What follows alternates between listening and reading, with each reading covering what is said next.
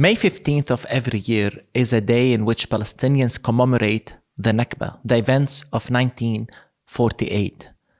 And this year marks 77 years since the Palestinian Nakba. And while many around the world celebrated and continue to celebrate the creation of the state of Israel, they actually seem to forget or ignore the fact that Israel was not created on an empty land. That as a state, it was literally built on the ruins of Palestinian towns and villages. Hundreds of towns and villages were destroyed. Thousands of Palestinians became refugees. Thousands were killed. This is the Palestinian Nakba. And for us as Palestinians, Nakba is not something we remember. It is actually something we live. In this episode of the Christ at the Checkpoint podcast, we will be talking about the Palestinian Nakba, what it means, what happened, but more importantly, we will focus on the impact of the Nakba on Palestinian Christians, something that is often also ignored and missed. Very few people talk about the impact on the Nakba on the Palestinian Christian presence. To do so, today we host at the podcast a Palestinian historian, Xavier Abu Eid. Xavier is a political analyst and a historian. He's the author of Rooted in Palestine, Palestinian Christians and the Struggle for National Liberation from 1917 to 2004. Xavier is currently writing his PhD on the Palestinization of the Episcopal Church in Jerusalem. And he's a former member of the Palestinian negotiation team and currently appears regularly on Al-Jazeera English as a political analyst. Xavier, thank you for joining us, and it's good to have you with us at the Christ at the Checkpoint conference. And for those who are not aware of the term Nakba, can you help us or help them understand what the Nakba is, what it means for Palestinians? First of all, please allow me, Reverend Munther, to thank you for this invitation. It's truly an honor to be with you and to be here talking about this very painful part of our history, which, as you clearly stated, it's an ongoing process. We are not talking about one event in history. The first people that referred to Nakba, to what was happening to Palestinians, were actually Israeli soldiers that were threatening Palestinians in villages in the central parts of Palestine, the central coastal areas of Palestine, at Tyre village and others. And they were threatening people that if they don't move out of their villages, a Nakba may happen, a catastrophe may happen to them. Now, this term was later on uttered by several authors in the Arab world, including a Palestinian author very important for this, who's called Arif al-Arif, who later on became the deputy mayor of Ramallah. Now, why catastrophe? Because you're talking about the interruption of a whole society. You're not talking about this land without a people for a people without a land, which, by the way, it's a slogan that was uttered by a Christian Zionist. Before it was by a Zionist, yes. It was not uttered by a Jewish Zionist. It was a Christian Zionist who said that Palestine was a land without a people for a people without a land. But Palestine was a society that was thriving. And very often when we talk about the Nakba, people focus too much on the village and the olive tree and this rural aspect of Palestine, which was extremely important. Over 70% of Palestinians were villagers. But they focus very little on the urban development we also have here. So if you compare, for example, Palestine in 1885 with many countries in the region, in Latin America, in Africa, we had a train, we had a major port, the Jaffa port. At the end of the 19th century.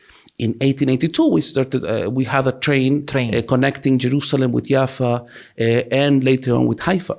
And then this same train started to connect Palestine also with Lebanon and with Syria and Iraq and Jordan and Egypt.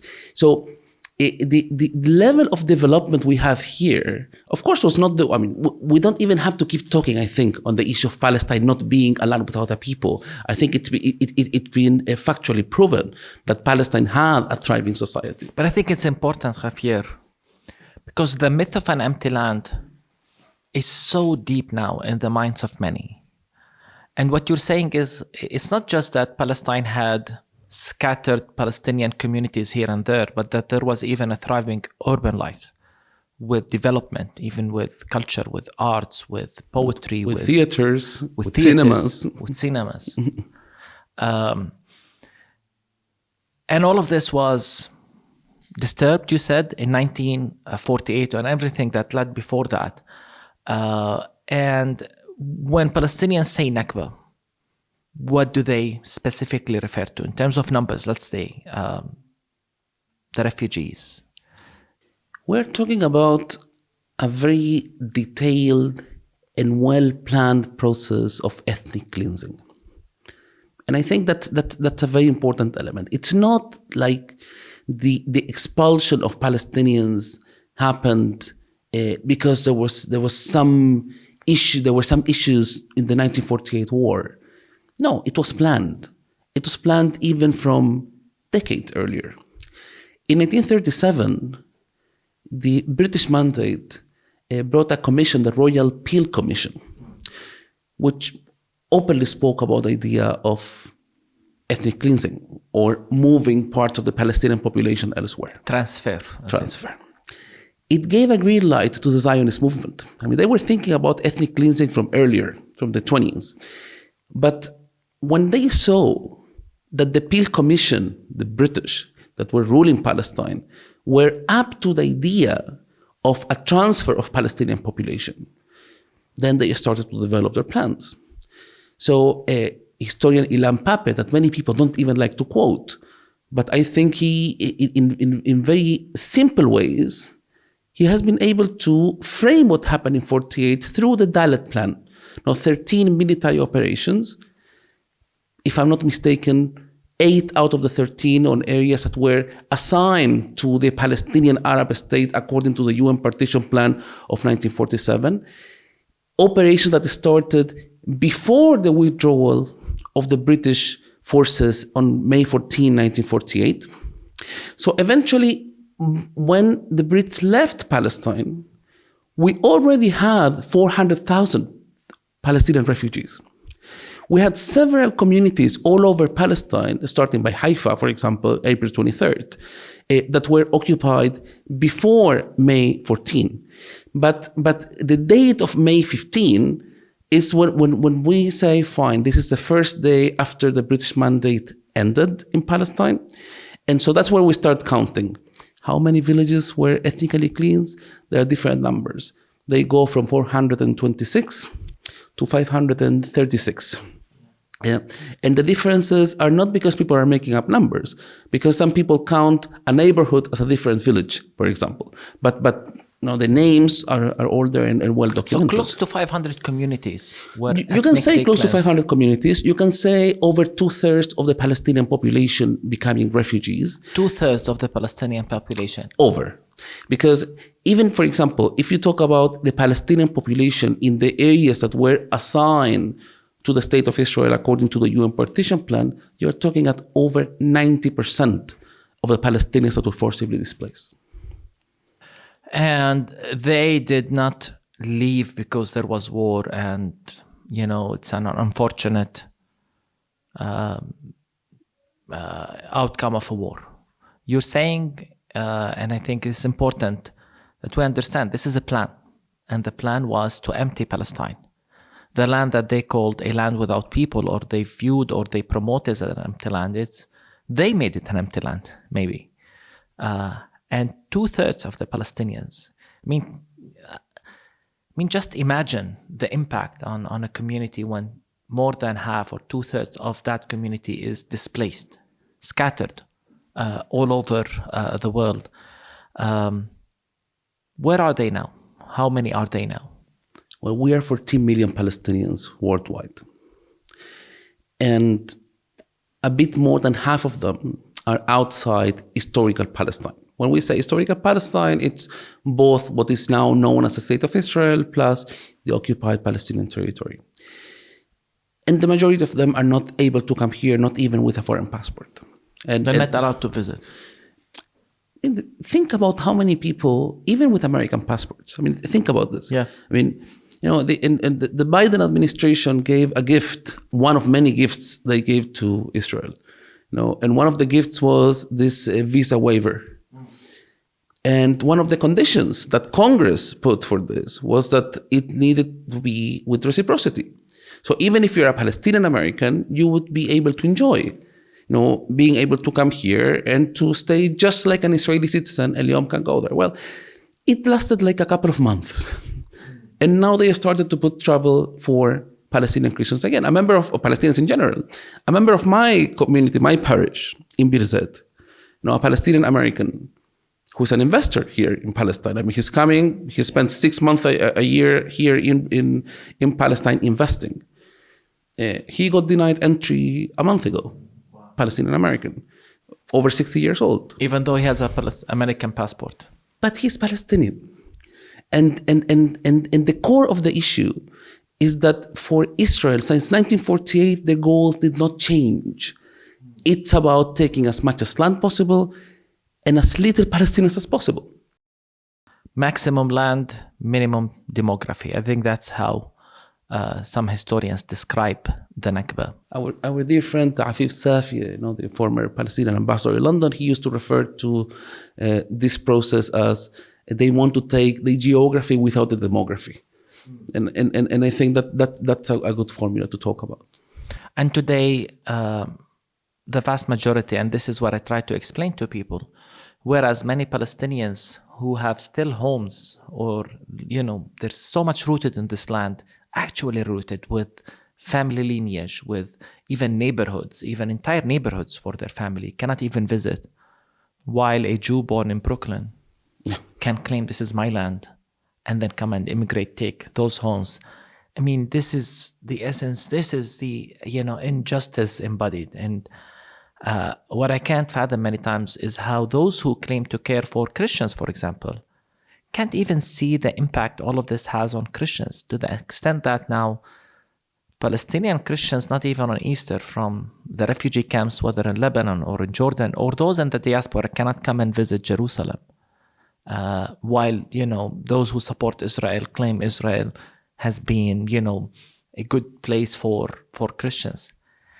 And so let's talk about, the impact of the Nakba on Palestinian Christians. We talked about, the villages, talked about refugees. I think the numbers of refugees is anything between 700 to 800,000, 2/3 of the Palestinian population, as you said. How many were Christians? Do we know? Do we know whether, Christian villages, for example, were among the 500 villages? What happened to Christians then? What was the impact? I know this is something you research a lot on.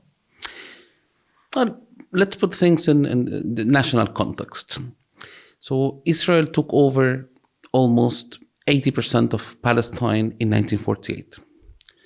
Now, this 80% is where most Palestinian Christians used to live in. This is where Israel was created as a state, Yes. on almost 80% of historical Palestine. But it's a very important element when we talk about Palestinian Christians, because usually the talk on Christians now is Bethlehem.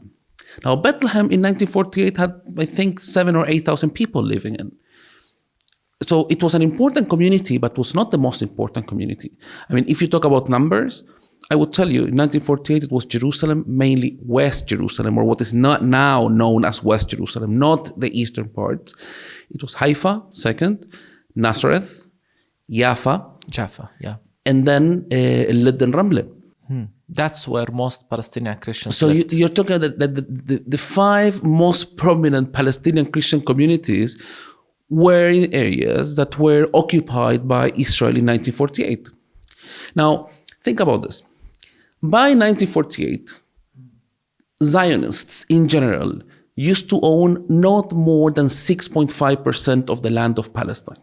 This is through purchase, not through political rights, right? No. I'm talking, it's private property. Like imagine if tomorrow, Palestinians in San Francisco, we have a prominent Palestinian community there, mainly from Ramallah. They just decided that their neighborhood where they arrived to the U.S. will become part of the Palestinian state. That's ridiculous, right? Even legally speaking, an occupation cannot change the status quo via purchase, of course. Yeah. But that's what, so because I want to highlight that when you say 6%. It was mainly private property through purchase. Mainly Yes. private property. Okay. And of course, they were held by the British occupation of Palestine. Of course. That's true. I mean, we should not forget that one important part of the mandate given to the British authorities here was to turn Palestine into the Jewish homeland. And that's a reason why, for example, the British Parliament didn't accept to endorse the British mandate when it was voted for first time in 1922. And it was mainly quoting what the Latin Patriarch of Jerusalem had told them and what the Anglican or Episcopal bishop, also British, in Jerusalem had told them about the effects that this would have on the Palestinian Christian community. And they were right. Because when we talk about those people that were forced to leave, many of them were Christians. So Palestinian Christians were about 10% of the population of Palestine in 1948. Within 1 year, we became less than 3% of the population. So this happened for something. Now, we have over 30 parishes that were shut down in 1948. 30 parishes. More than 30 parishes. So, for example, you have places like El Birwa, where Mahmoud Darwish, the Palestinian national poet, was born. They had one Orthodox church destroyed. No longer exists. There is no longer a Christian community in El Birwa. No longer a Palestinian living there. Okay. Suhmata nearby, they had a Greek Catholic church and an Orthodox church. A bit to the north, Al-Bassa, where that most of the people are living now at the Bayr refugee camp in Lebanon until now. They had a Greek Catholic church, they had an Orthodox church, and they had a Protestant mission. So were these both destroyed and people were forced to leave? Well, there are different statuses. For example, if you go to Ain Karem now. Yeah. Now, Ain Karem in 1948 had a population of about 3,200 people. 800 of them were Palestinian Christians. The rest were Palestinian Muslims. Now, this village is at the outskirts of Jerusalem. Beautiful village. It's an amazing village. And they kept the landscape of the place, but not a single Palestinian lives there now. Right? Now, you have that example. So they kept the houses. They kept the houses. Nothing was destroyed. Even the churches, by the way. Well, they kept the houses and the furniture and the trees. I mean, let's not forget that we were, by the mid-40s, the third largest exporter of citrus worldwide. And many of those that had orange groves in Palestine were Palestinian Christians. And those groves were not just in Jaffa. I mean, when we talk about oranges from Jaffa, they had the groves from Kalkili and Tulkarem to Jaffa to Gaza. And they used to export. They used to export. The Khoury family from Jaffa, they used to export to Germany. They were the first people to export oranges from here to Germany. You had people exporting... All of this before the creation of Israel. Of course. And all of this also, it was part of a very interesting multicultural scene that was happening in Palestine. Because in Jaffa, we had Greeks, we had Armenians, we had Maronites coming from Lebanon. I mean, if you go and check the churches in Jaffa now, for example, you have a beautiful Coptic convent, because Jaffa was the entry point for their pilgrims. Yes. But many of the pilgrims like Palestine, so they stayed. Yeah. Now you almost got no community for the Copts in Jaffa. Same thing with Armenians, for example. Same thing with the Maronites, that were a very prominent community before 1948. And many Palestinian Christians were forced to leave Jaffa. Let's be clear, they're all over the world, including relatives of mine. There were 16,000 in Jaffa in 48. Yes. And after 48, they became no more than 1,500. Wow, so majority. That's a proportion. Yeah, it's almost, the vast majority of Christians were forced to leave Jaffa. And I've read in one source that close or more than 50,000 Palestinian Christians, at least 50,000 Palestinian Christians became refugees in 1948. But we don't know the exact figure. It could be more. It could be much more. It's more. I think just in Lebanon we're about 40,000. And Lebanon had a very interesting way of dealing with it, because it also got into the domestic dimension of Lebanese politics. So some right-wing Lebanese Christian parties, they said, okay, those guys are Christians. So they can help us make up for those Christians that immigrated before. And because they have this sectarian political system. So they were naturalized. Most of them, but not all of them. But it's very important because if you look at the contributions that Palestinians had in Lebanon, mainly Palestinian Christians, but Palestinians in general, I think it helps going into or against the mythology that Palestinians were actually after the problems that you have in Lebanon. So if you talk about the most important bank now in Lebanon, the Audi Bank, it was started by a Palestinian Christian family. If you want to talk about the Intrabank, it was started by a cousin of Edward Said, right? And I don't want to focus too much on this cousin of Edward Said because he also was behind the expansion of Middle East Airlines, making the casino in Beirut the most important casino in the region with so many Europeans coming there. So a big part of, there are dozens, and I'm not exaggerating, dozens of major investments in Lebanon that came from Palestinian Christians, banks. But Jordan too, right? Jordan as well. But the impression I get, I did some research on this, the impression I get is that the fortunes went mainly to Lebanon, and many of the professionals went to Jordan. So you have the example of Elias Nasser, for example, one of the most important lawyers in Jaffa, who in 1948, he went to Egypt first, and then he moved to Amman. And other people, the Nazal family, for example, very known in Beirut for opening hotels, then they ended up moving to Jordan, where they have the landmark hotel. And so just, if we go back and imagine what Palestine would look like today, had none of this happened, had these incredibly talented and skilled Palestinian Christian state, or these congregations were not destroyed. And let's remember, we're talking about a time in which, in this region, there weren't many lawyers, there weren't many. Palestine maybe was very advanced in all of this. Can we even imagine what Palestine would be like today? Especially when, again, there is so much talk on the, it seems everyone is concerned about the Christian presence, but of course their politics is directly contributing towards emptying Palestine for Christians. But can we imagine even Palestine if all of this did not happen? In terms of, again, thinking that at least 30 communities no longer exist, 30 Palestinian Christian communities. It's 30 communities that no longer exist, but there are many others that were significantly shrunk. Yeah, so as you said in Jaffa, yes.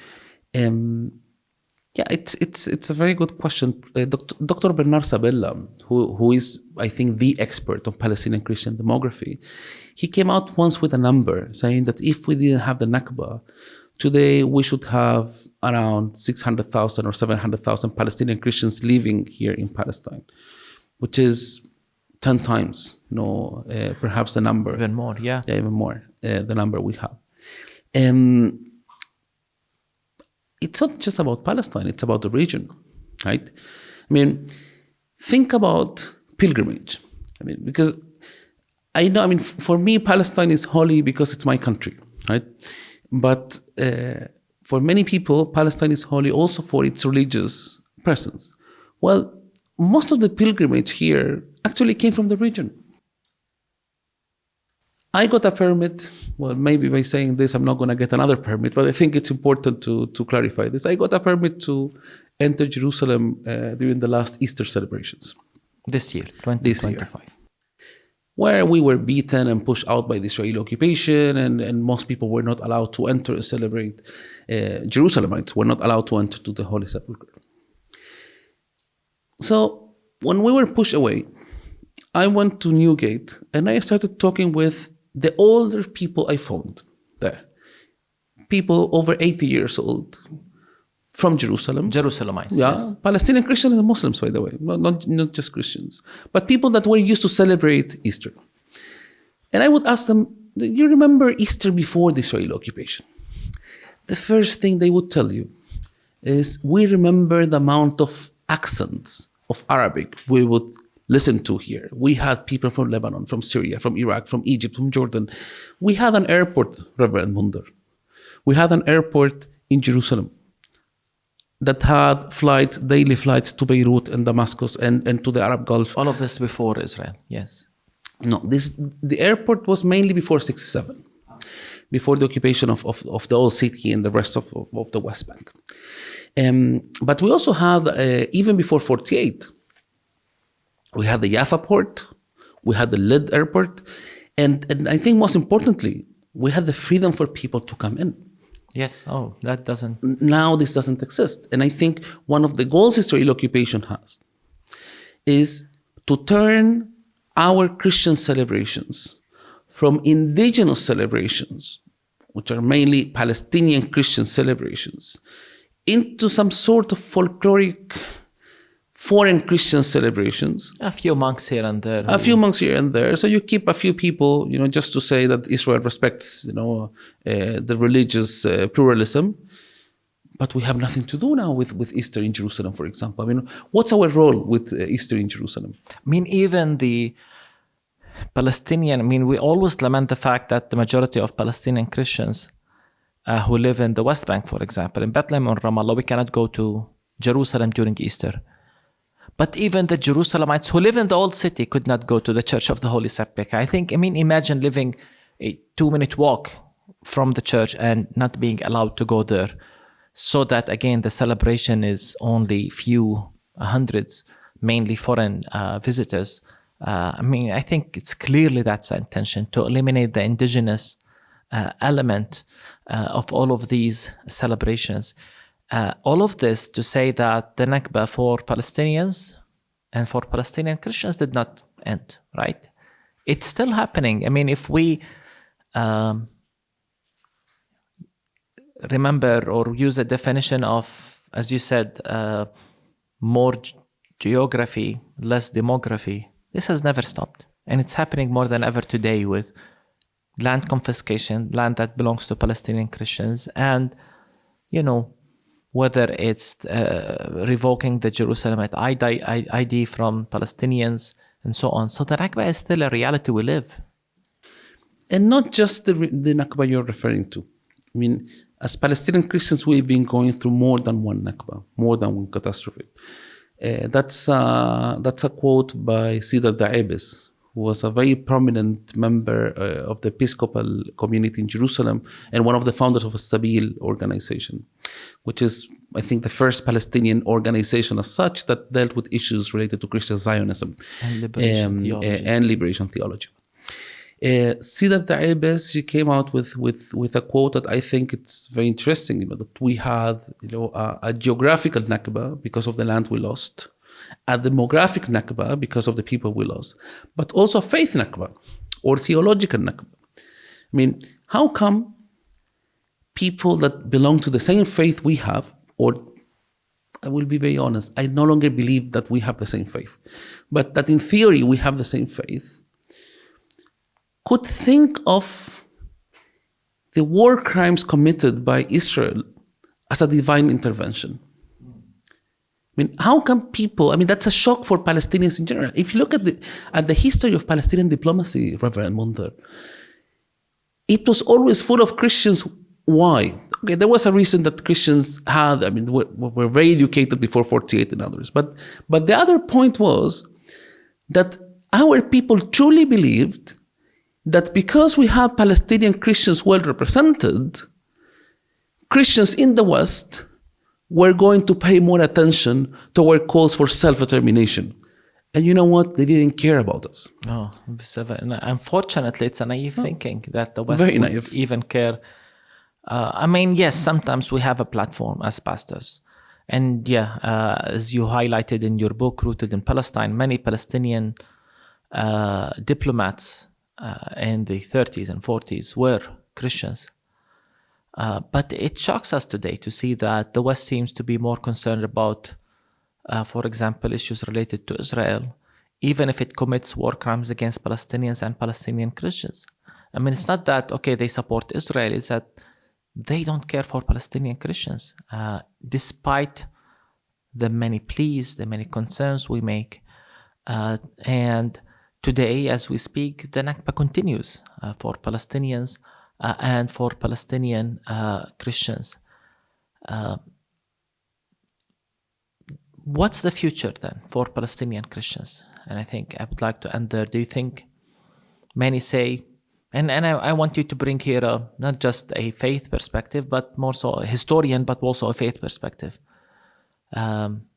It's not looking good number-wise. It's not looking good with the annexation plan. More geography. What's the future? It's a very difficult question.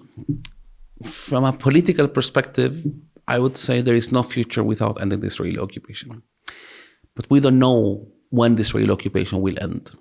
And I'm saying when will because I'm convinced it will end.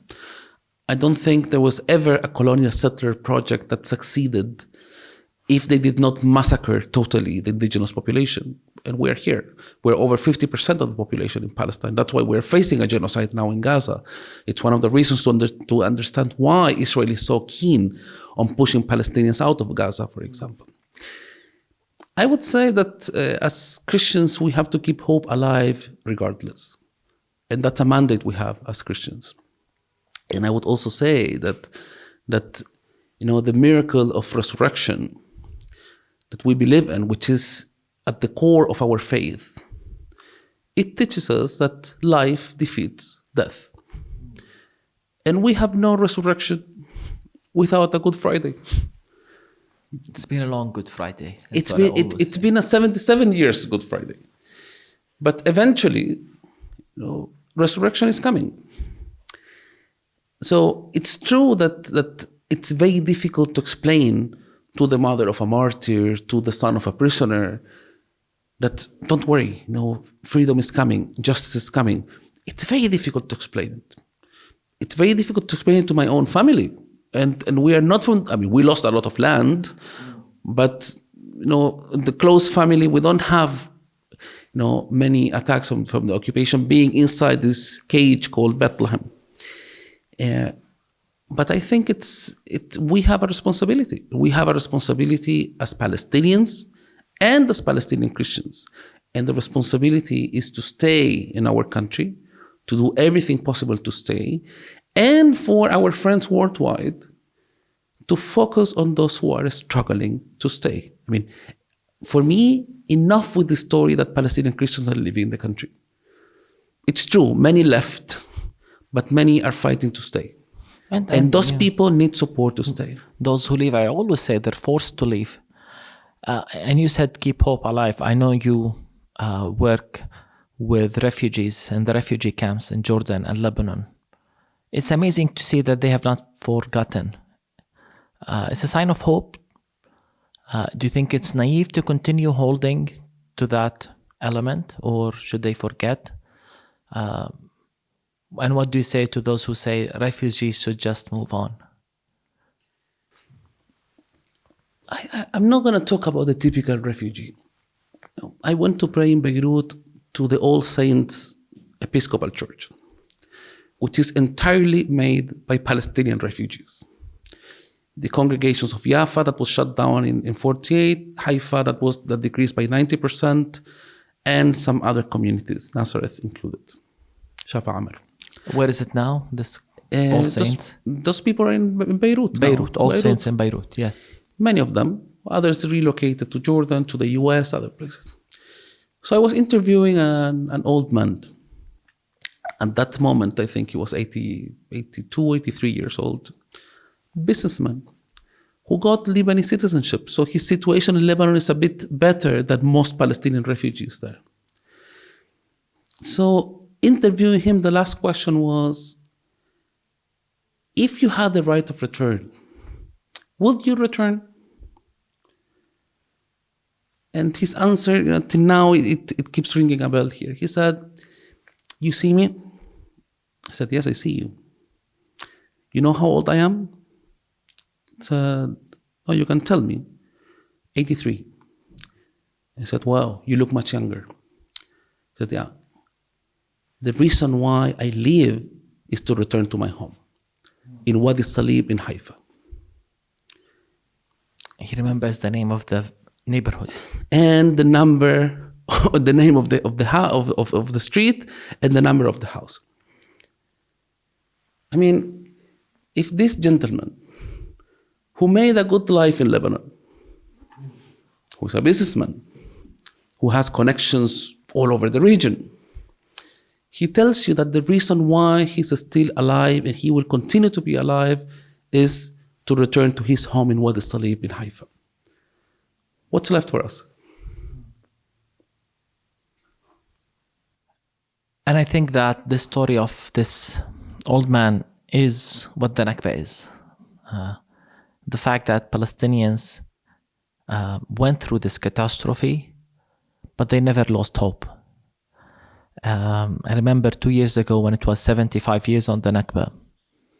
And it's hard to say now with everything that's happening in Gaza that we don't just commemorate 75 years of the Nakba, but we commemorate 75 years of Palestinian resilience, Sumud, of Palestinians naively talking about peace, year after year after year, and Palestinian Christians praying for peace, Sunday after Sunday after Sunday. Despite everything, we have not lost hope. So yes, we commemorate the Nakba and we still live the Nakba, but the Nakba has not taken hope from us. It has not taken the desire for peace from us, and the faith in the goodness and justice of God. I want to say thank you, Xavier. I know we can talk more. Thank you for your perspective, for being with us at the Christ at the Checkpoint podcast. And until we meet again, have a good one. Thank you.